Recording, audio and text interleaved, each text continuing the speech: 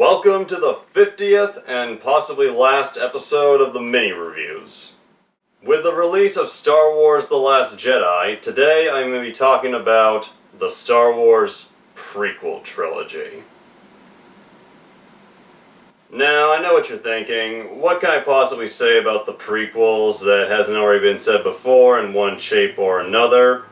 And that's true, but this is just my take on it, and I don't have as much of a hate-filled hard-on for the prequels as so many other people do.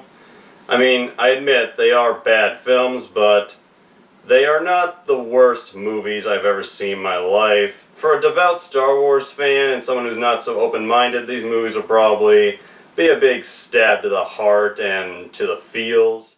But if you go into these movies just wanting some fun action sequences, I think they can actually be pretty enjoyable. Yes, the CGI is overdone throughout these movies, and it's pretty clear it's CGI, it's fake, but at the same time, the design work for a lot of the aliens, the creatures, the worlds, is pretty cool to look at.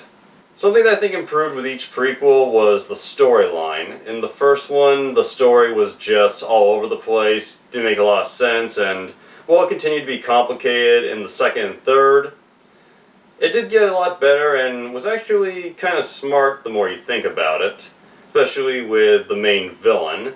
And something that I think got even worse with each prequel was the acting.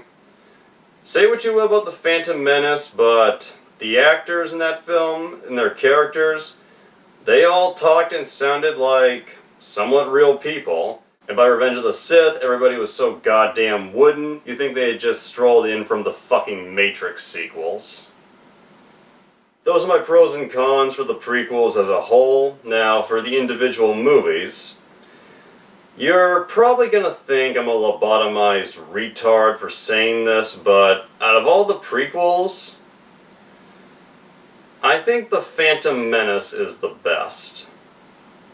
Don't get me wrong, it is a fucking bad movie, but when I was a little kid and I had the Star Wars movies on VHS, The Phantom Menace was the film that I rewatched the most out of all the Star Wars movies, and as an adult, I can't bring myself to hate it. I know there's a lot wrong with it, but it holds a special place in my heart, just, I guess because of the nostalgia. And like I said, the acting in the prequel series is at its best here, and it's owed a lot to the fact that the film's main character is played by Liam Neeson, an actor who I like very much, and as everybody said, Ewan McGregor did a great job of playing pretty much a young Alec Guinness when it came to Obi-Wan. I even think Jake Lloyd did a pretty decent job.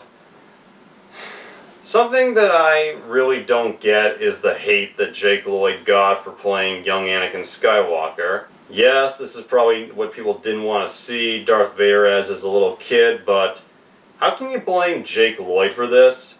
It's George Lucas who wrote and directed the film. He wanted him to be like this, and for what he had to work with, I thought Jake Lloyd did a pretty good job. Being a child actor is tough, and I have seen a lot of shitty child actor performances, and Jake Lloyd doesn't even reach my top 20.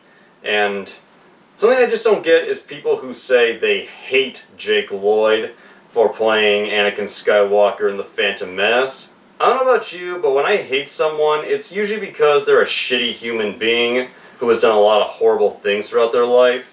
It's not because they gave a mediocre acting performance when they hadn't even gone through puberty yet. And the last big thing I'll mention that I like in The Phantom Menace is the three-way lightsaber duel between Qui-Gon Jinn, Obi-Wan, and Darth Maul. It's just amazing, and the music score that plays, Duel of the Fates, is one of the best pieces of music that John Williams has ever done. And as for Jar Jar Binks, yes, he is a very unfunny, poorly thought up, comedic side character.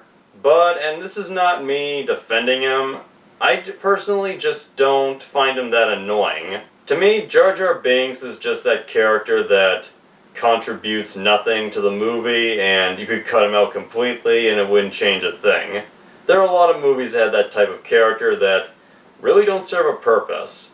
For me, that's Jar Jar Binks. He's bad, but I don't find him ear-rapingly annoying. And Attack of the Clones, while not the most hated prequel, is starting to be seen as actually the worst of the Star Wars prequels. It is just very long, very boring, and it is the one that gave us the stomach-turning romance between Anakin and Padme. And for anyone who hates Jake Lloyd because of his performance in The Phantom Menace, did you see Hayden Christensen's performance in Attack of the Clones? I will be the most powerful Jedi ever. I will even learn to stop people from dying.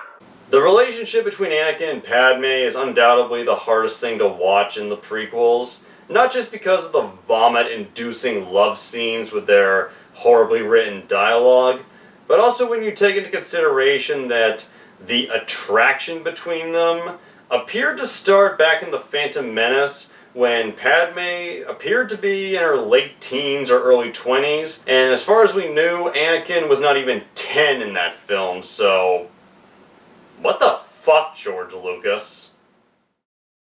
The best part of Attack of the Clones would have to be the big battle at the end between the droids, the Jedi, and then the clones when they come in. Yes, about 90 to 98% is obviously CGI, but it looks pretty cool, and it was a great action sequence that just carried the final act of the film. That would be my highest props I'd give to Attack of the Clones.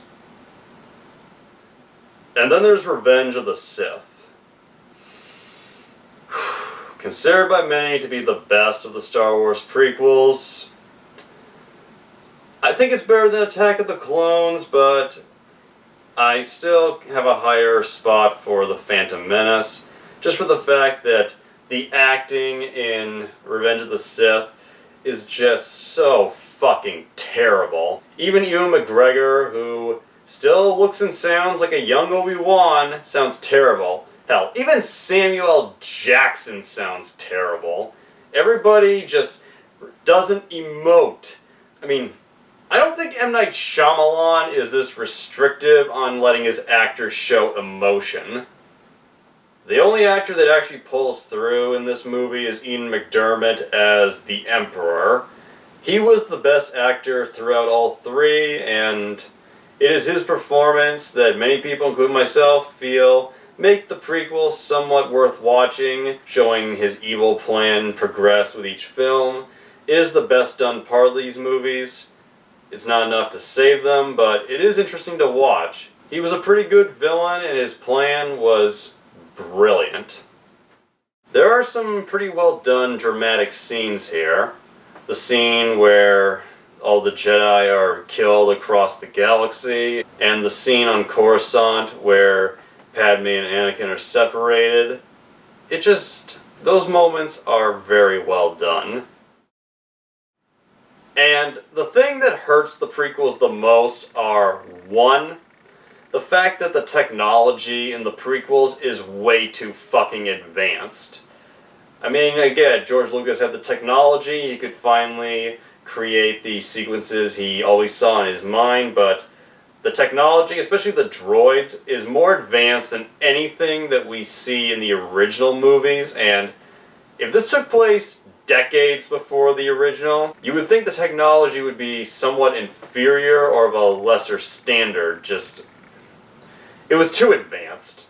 And the number two thing that hurts it is, there are way too many callbacks to the original trilogy, and these prequels in some way ruin the original trilogy if you choose to see them before the original.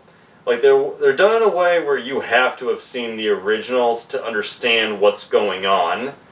And there are some people that will probably go to episodes 1, 2, and 3 first, and it'll just ruin everything, especially The Empire Strikes Back. Those are my thoughts on the Star Wars prequels. Yes, they are bad, but they're not the worst. I have a soft spot for The Phantom Menace. Attack of the Clones is extremely boring, but has a great finale. And Revenge of the Sith is an uneven, jumbled mess, but there are a few highlights. that's it. Final mini review of 2017, and possibly the last mini review I will do for a very long time. I'm not saying this show is dead, but I'm not sure what more I can do with it, and I feel I should do something special, but I'm not sure what to do. How did I end the final mini review of 2016?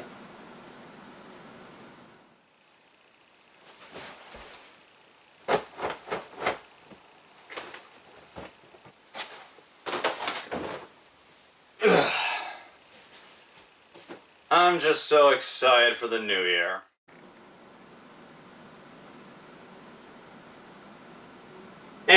Sure. Why not?